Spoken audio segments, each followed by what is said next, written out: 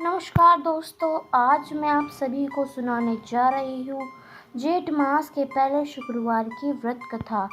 चलिए आरंभ करते हैं। एक बुढ़िया औरत थी और उसका एक ही बेटा था। बेटे की शादी के बाद बुढ़िया बहू से घर के सारे काम करवाती थी, लेकिन उसे सही खाना नहीं देती थी।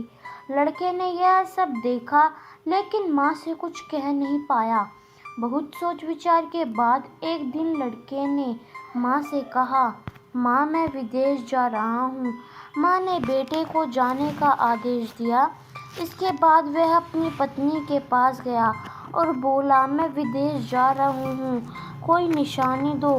इतना कहकर वह पति के चरणों में गिर पड़ी और रोने लगी।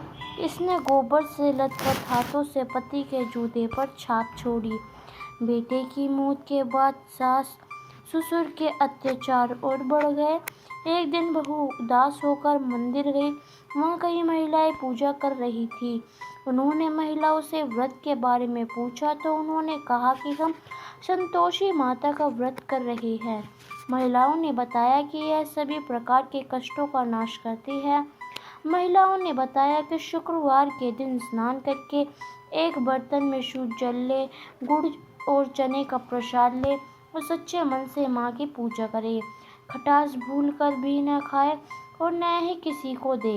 एक बार भोजन करने के बाद व्रत की रस्में सुनकर अब वह हर शुक्रवार को स्वयं से व्रत रखने लगी।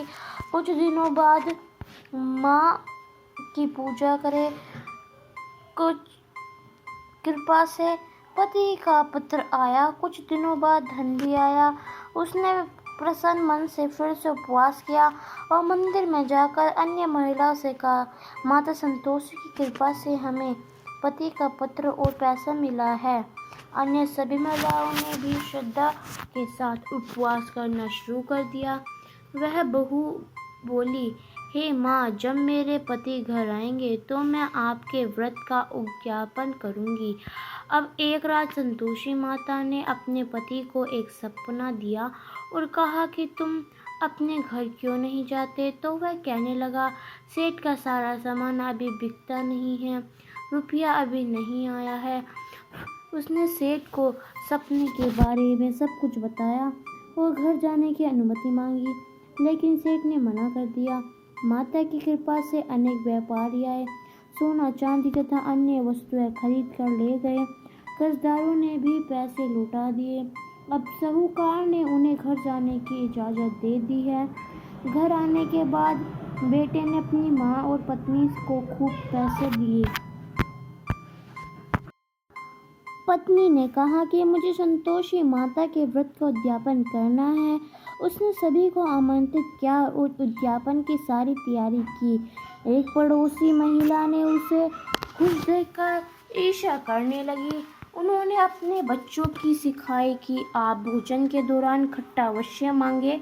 उद्यापन के समय भोजन करते समय बच्चों में खटास आ गई तो बहू ने पैसे देकर उनका मनोरंजन किया।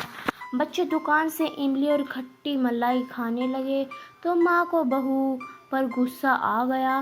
राजा के दूत उसके पति को ले जाने लगे तो किसी ने बताया कि बच्चों ने उद्यापन में पैसे की इमली खाई है।